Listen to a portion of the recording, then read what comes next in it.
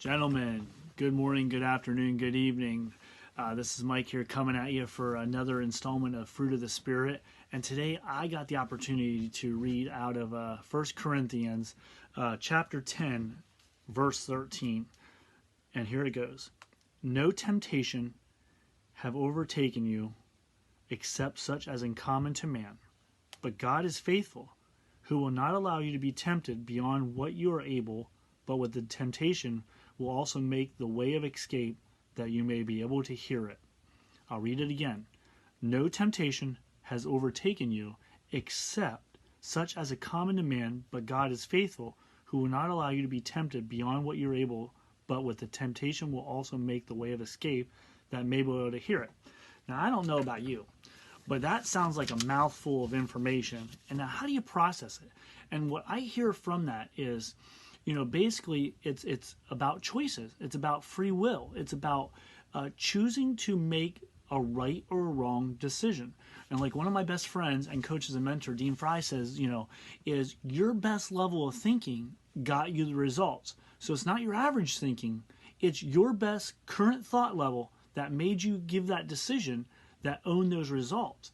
And so this verse, from how I interpret it and how I perceive it, is it's all about choices, and so, but I also like where it says a way out. It gives you a way of escape, which means, think about this, if you get yourself in a position that is wrong, this verse allows you to make that mistake and then ask for forgiveness to get out of it or undo what was done. Okay, now I know that sounds easier said than done, but think about it.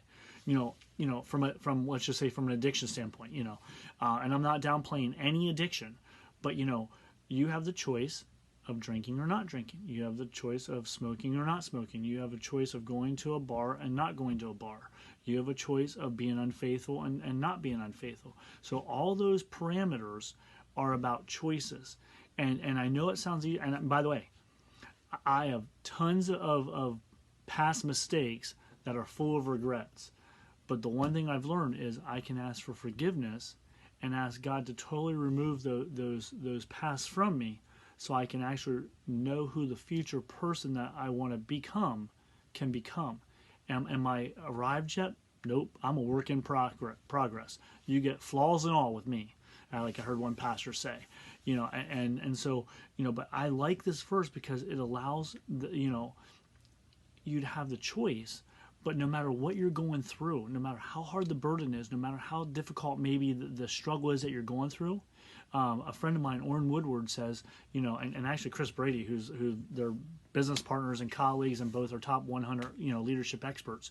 They say that it's the dream, the struggle, the victory, and so many people, and I was one of these guys that I focused so much on the struggle, that I almost wore the struggle with a badge of courage, saying, look at my struggle, man, aren't you proud of me, type deal.